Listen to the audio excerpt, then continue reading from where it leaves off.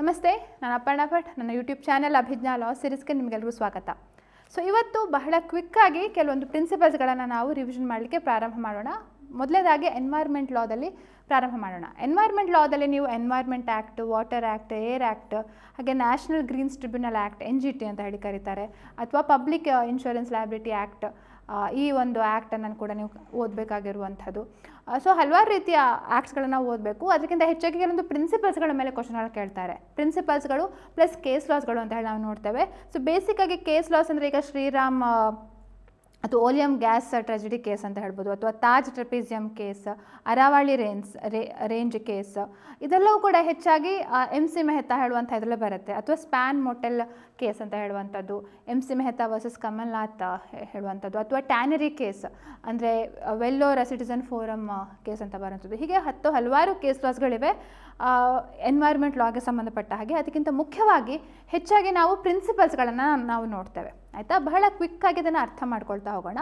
So ನೋಡಿ, ಮೊದಲನೇದಾಗಿ precautionary principal ಅಂದರೆ ಏನು? ಫಸ್ಟ್ ಆಫ್ ಆಲ್ ನಾವು ಆದಷ್ಟು ಮುಂಜಾಗ್ರತೆಯಿಂದ ನಮ್ಮ ಎನ್ವೈರ್ಮೆಂಟ್ ರಿಸೋರ್ಸನ್ನು ಕಾಪಾಡ್ಕೊಳ್ಬೇಕು ಅಂತ ಹೇಳಿ. ಆದಷ್ಟು ಕೆಟ್ಟದಾಗೋಕ್ಕಿಂತ ಮುಂಚೆ ಆದಷ್ಟು ಪ್ರಿವೆನ್ಷನ್ ಅಲ್ವಾ, prevention is better than cure ಅಂತ ಹೇಳಿ ನಾವು ಹೇಳುವಂಥದ್ದನ್ನು ಕೇಳಿದ್ದೇನೆ. ಹಾಗೆ ನಾವು ಎಷ್ಟು ಪ್ರಿಕಾಷನ್ ತಗೊಳ್ತೇನೆ, ಮುಂಜಾಗ್ರತೆಗಳನ್ನು ತಗೊಳ್ತೇವೆ, ಅಷ್ಟರ ಮಟ್ಟಿಗೆ ಆ ಒಂದು ಎನ್ವೈರ್ಮೆಂಟ್ ಕೂಡ ಒಳ್ಳೆಯದು. ಈಗ ಉದಾಹರಣೆಗೆ ನಾವೆಷ್ಟು ರಿನ್ಯೂವಬಲ್ ಎನರ್ಜಿ ರಿಸೋರ್ಸ್ಗಳನ್ನ ಯೂಸ್ ಮಾಡ್ಬೋದು, ಎಲೆಕ್ಟ್ರಿಸಿಟಿ ಬದಲು ಸೋಲಾರ್ ಎನರ್ಜಿಯನ್ನು ರಿಪ್ಲೇಸ್ ಮಾಡ್ಬೋದು, ಅಥವಾ ರೀಸೈಕಲ್ ಮಾಡ್ಬೋದು. ಸೊ ಹೆಚ್ಚು ಪ್ರಿಕಾಷನರಿ ಪ್ರಿನ್ಸಿಪಲ್ಸ್ಗಳನ್ನು ಅಡಾಪ್ಟ್ ಮಾಡ್ಕೊಳ್ಬೇಕು ಅಂತ ಹೇಳುವಂಥದ್ದು ಒಂದು ಬೇಸಿಕ್ ಪ್ರಿನ್ಸಿಪಲ್. ಸೊ ಇದೆಲ್ಲವೂ ಕೂಡ ಕಾಮನ್ ಆಗಿ ಕೆಲವೊಂದು ಪ್ರಿನ್ಸಿಪಲ್ಸ್ಗಳು ಈ MC Mehta versus union of India, MC versus Kamalnath, ಹಾಗೆ ಹಲವಾರು ಕೇಸಸ್ಗಳಲ್ಲಿ ಹೇಳಿದ್ದಾರೆ. ಎಲ್ಲ ಪ್ರಿನ್ಸಿಪಲ್ಸ್ಗಳನ್ನು ಕೆಲವೊಂದು ರೆಕಗ್ನೈಸ್ ಮಾಡಿದ್ದಾರೆ. ಸೊ ಇದು ಪ್ರಿನ್ಸಿಪಲ್ ಏನಂತ ಹೇಳುವಂಥದ್ದು ನೆನ್ಪಿಟ್ಕೊಳ್ಳಿ. ಹಾಗೆ ಪೊಲ್ಯೂಟರ್ ಪೇಸ್ ಪ್ರಿನ್ಸಿಪಲ್ ಅಂದರೆ ಯಾರು ಪೊಲ್ಯೂಷನ್ ಮಾಡ್ತಾರೆ ಅವರು ಕಾಂಪನ್ಸೇಷನ್ ಕೊಡಬೇಕು. ಯಾರಿಂದ? ಈಗ ಉದಾಹರಣೆಗೆ ಯಾವುದೋ ಫ್ಯಾಕ್ಟ್ರಿ ಇದೆ, ಫ್ಯಾಕ್ಟ್ರಿಯಿಂದ ಬಹಳಷ್ಟು ಕೆಮಿಕಲ್ ಗ್ಯಾಸಸ್ ರಿಲೀಸ್ ಆಯಿತು, ಅದರಿಂದ ಏನು ಪೊಲ್ಯೂಷನ್ ಆಗುತ್ತೆ, ಅದರಿಂದ ಏನು ಡ್ಯಾಮೇಜ್ ಆಗುತ್ತೆ, ಅದನ್ನು ಯಾರು ಭರ್ತಿ ಮಾಡಬೇಕು? ಯಾವ ಫ್ಯಾಕ್ಟ್ರಿ ಓನರ್ಸ್ ಇರ್ತಾರೆ, ಯಾರು ಇಂಡಸ್ಟ್ರಿ ನೋಡ್ಕೊಳ್ತಿರ್ತಾರೆ ಅವರು ಪೇ ಮಾಡಬೇಕು, ಅವರು ಅದನ್ನು ಭರ್ತಿ ಮಾಡಬೇಕು ಹೇಳುವಂಥದ್ದು ಪೊಲ್ಯೂಟರ್ ಪೇಸ್ ಪ್ರಿನ್ಸಿಪಲ್. ಸೊ ಇದನ್ನು ಅಳವಡಿಸಿ ಎಷ್ಟೋ ಕೇಸಸ್ಗಳಲ್ಲಿ ಅವರಿಗೆ ಡ್ಯಾಮೇಜಸ್ ಪೇ ಮಾಡುವಾಗೆ ಮಾಡಿದ್ದಾರೆ. ಯಾರು ಪಾಪ ವಿಕ್ಟಿಮ್ಸ್ಗಳಿದ್ದಾರೆ, ಯಾರು ಅದರಿಂದ ತೊಂದರೆ ಹೊಂದಿದ್ದಾರೆ, ಅವರಿಗೆ ಈ ಒಂದು ಪ್ರಿನ್ಸಿಪಲ್ನ ಅಪ್ಲೈ ಮಾಡಿ ಕಾಂಪನ್ಸೇಷನ್ ನೀಡಿದೆ ಸುಪ್ರೀಂ ಕೋರ್ಟ್ ಎಷ್ಟೋ ಸಂದರ್ಭದಲ್ಲಿ. ಇನ್ನೊಂದು ಪಬ್ಲಿಕ್ ಟ್ರಸ್ಟ್ ಡಾಕ್ಟ್ರೈನ್ ಅಂದರೆ ಏನಂತಂದರೆ, ಈಗ ನೋಡಿ ಈ ಎಲ್ಲ ಎನ್ವೈರ್ಮೆಂಟ್ ಇದೆ, ಫಾರೆಸ್ಟ್ ಇದೆ, ನಮ್ಮ ವಾತಾವರಣ ಇದೆ, ಇದನ್ನೆಲ್ಲ ಕೂಡ ಸರಿಯಾಗಿ ನೋಡ್ಕೊಳ್ಬೇಕು. ಟ್ರಸ್ಟ್ ಅದೊಂದು ಟ್ರಸ್ಟಾಗಿ, ಗೌರ್ಮೆಂಟ್ ಒಂದು ಟ್ರಸ್ಟಿ, ಸ್ಟೇಟ್ ಹೇಳುವಂಥದ್ದೊಂದು ಟ್ರಸ್ಟಿ, ಅದೆಲ್ಲ ಕೂಡ ಪಬ್ಲಿಕ್ಕಿಗೆ, ಸಾರ್ವಜನಿಕರಿಗೆ ಅಥವಾ ಮುಂದಿನ ಪೀಳಿಗೆಗೆ ಹೆಲ್ಪ್ ಆಗುವ ಹಾಗೆ ನೋಡ್ಕೊಳ್ಬೇಕು. ಅದನ್ನು ಬೇಕಾಬಿಟ್ಟು ಯೂಸ್ ಮಾಡಲಿಕ್ಕಿಲ್ಲ. ಸೊ ಅದೊಂದು ಪಬ್ಲಿಕ್ ಟ್ರಸ್ಟ್ ಹೇಳುವಂಥದ್ದು ಆ ಪ್ರಿನ್ಸಿಪಲನ್ನು ನಾವಿಲ್ಲಿ ಕಾಣ್ತೇವೆ. ಹಾಗೆ ಇನ್ನೊಂದು ಆಬ್ಸಲ್ಯೂಟ್ ಲಯಬಿಲಿಟಿ, ಇದಕ್ಕೆ ಇನ್ನೊಂದು ನೋ ಫಾಲ್ಟ್ ಲಯಬಿಲಿಟಿ ಅಂತಲೂ ಹೇಳ್ತಾರೆ. ಈಗ ಟಾರ್ಟಲ್ಲಿ ನಾವು ಸ್ಟ್ರಿಕ್ಟ್ ಲಯಬಿಲಿಟಿ ಪ್ರಿನ್ಸಿಪಲ್ಸ್ಗಳನ್ನು ನಾವು ನೋಡಿರ್ತೇವೆ. ಸ್ಟ್ರಿಕ್ಟ್ ಲಯಬಿಲಿಟಿ ಅಂದರೆ ಏನಂದರೆ, ವಾಟ್ ಎವರ್ ಬಿ ದ ಕಾಸ್, ಏನೇ ಆಗಿರಲಿ, ನೀವು ನಿಮ್ಮ ಏರಿಯಾದಿಂದ ಯಾವುದಾದ್ರೂ ಒಂದು ಡೇಂಜರಸ್ ಗ್ಯಾಸ್ ಅಥವಾ ವಸ್ತು ಅಥವಾ ಒಂದು ಪ್ರಾಣಿ ಅದು ಎಸ್ಕೇಪ್ ಆಯಿತು ಅಂತಂದರೆ, ಆ ಎಸ್ಕೇಪಿಂದ ಯಾರ್ಯಾರಿಗೆ ತೊಂದರೆ ಆಗುತ್ತೆ ಅದಕ್ಕೆ ನೀವು ಜವಾಬ್ದಾರಾಗಿರ್ತೀರಿ. ನಿಮಗೆ ಮೆನ್ಸ್ರಿಯ ಹೇಳುವಂಥ ಎಲಿಮೆಂಟ್ ಇಲ್ಲ ಇಲ್ಲಿ. ಸೊ ಸ್ಟ್ರಿಕ್ಟ್ ಲಯಬಿಲಿಟಿಗೆ ಸ್ವಲ್ಪ ಎಕ್ಸೆಪ್ಷನ್ಗಳಾದರೂ ಇವೆ, ಆದರೆ ಆಬ್ಸಲ್ಯೂಟ್ ಲಯಬಿಲಿಟಿಗೆ ಯಾವ ರೀತಿ ಎಕ್ಸೆಪ್ಷನ್ಗಳು ಕೂಡ ಇಲ್ಲ. ಅದಕ್ಕೆ ನೋ ಫಾಲ್ಟ್ ಲಯಬಿಲಿಟಿ ಅಂತ ಕೂಡ ಕರೀತಾರೆ. ಮೋಟಾರ್ ವೆಹಿಕಲ್ಸ್ ಆ್ಯಕ್ಟಲ್ಲೂ ಕೂಡ ನಾವು ಕಾಣ್ತೇವೆ. ಇನ್ಶೂರೆನ್ಸ್ ಪೇ ಮಾಡುವಂಥ ಸಂದರ್ಭದಲ್ಲಿ, ಕಾಂಪನ್ಸೇಷನ್ ಪೇ ಮಾಡೋ ಸಂದರ್ಭದಲ್ಲಿ ನೋ ಫಾಲ್ಟ್ ಲಯಬಿಲಿಟಿ ಹೇಳುವಂಥ principle motor vehicle act recognise ಮಾಡಿದೆ ಅಲ್ವಾ. ಸೊ ಅದೇ ರೀತಿ ಎನ್ವೈರ್ಮೆಂಟ್ ಇದರಲ್ಲೂ ಸಹ ಯಾವುದಾದ್ರೂ ಒಂದು ವ್ಯಕ್ತಿಯ ಪರಿಸರದಿಂದ ಅಥವಾ ಅವರ ಕಾರಣದಿಂದ ಏನಾದರೂ ಡ್ಯಾಮೇಜ್ ಆಯಿತು, ಆವಾಗ ಅವರು ಸಂಪೂರ್ಣವಾಗಿ responsible, they are absolutely liable. So ಅದಕ್ಕೋಸ್ಕರ the principle of absolute liability. ಅವರಿಗೆ ಆ ಇಚ್ಛೆ ಇತ್ತೋ ಇಲ್ಲ, ಅವ್ರ ಪಾಪ ಒಳ್ಳೆ ರೀತಿಯಲ್ಲೇ ಇದ್ದರು, ಆದಷ್ಟು ಪ್ರಿಕಾಷನ್ಸ್ನ ತೊಗೊಂಡಿದ್ರು, ಆದರೂ ಸಹ ಏನಾದರೂ ಆಯಿತು ಅಂದರೂ ಸಹ ದೇ ಆರ್ ಆಬ್ಸಲ್ಯೂಟ್ಲಿ ಲಯಬಲ್ ಅಂತ ಹೇಳುವಂಥ ಪ್ರಿನ್ಸಿಪಲ್ ಇದು. ಹಾಗೆ ಸಸ್ಟೈನೇಬಲ್ ಡೆವಲಪ್ಮೆಂಟ್ ಹೇಳುವಂಥದ್ದು ನಾವು ಇತ್ತೀಚೆಗೆ ತುಂಬ ಕೇಳ್ಪಡ್ತಾ ಇರುವಂಥ ವಿಚಾರ.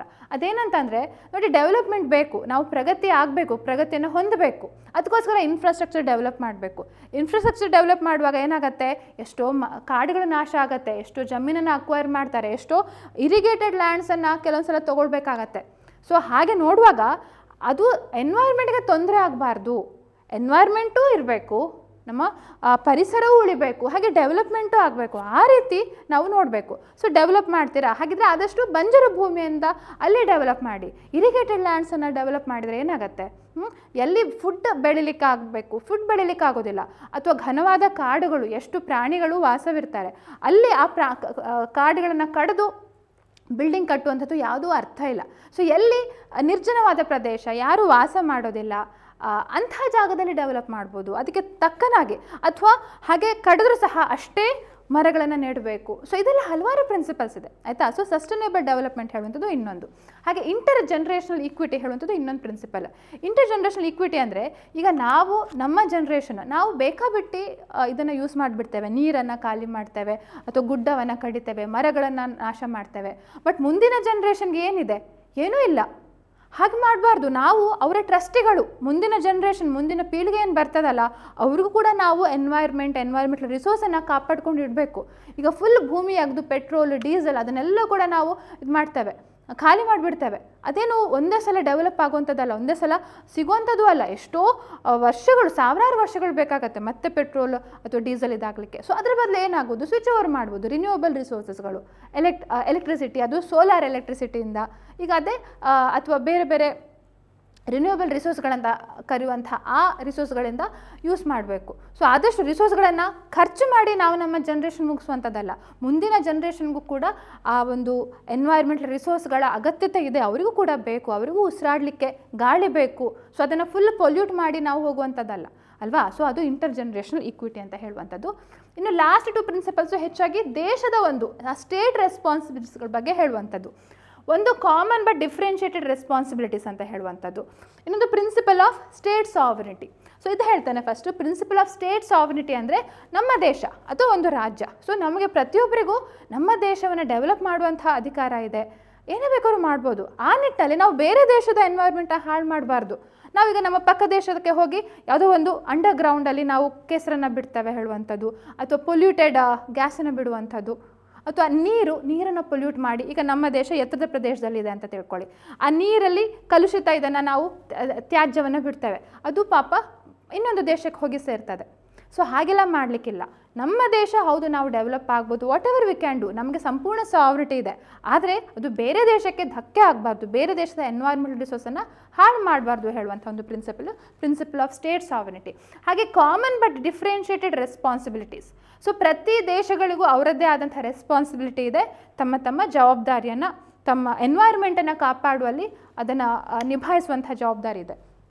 ಆದರೆ ಏನಾಗುತ್ತೆ, ಯಾವಾಗ ಡೆವಲಪ್ಡ್ ಕಂಟ್ರೀಸ್ ಇರ್ತವೆ, ಅವುಗಳು ಇನ್ನೂ ಸ್ವಲ್ಪ ಜಾಸ್ತಿ ಡೆವಲಪ್ ಆಗಿರ್ತಾರಲ್ವಾ. ಸೊ ಎಕ್ಸ್ಟ್ರಾ ರಿಸೋರ್ಸ್ಗಳನ್ನು ಯೂಸ್ ಮಾಡಿರ್ತಾರೆ.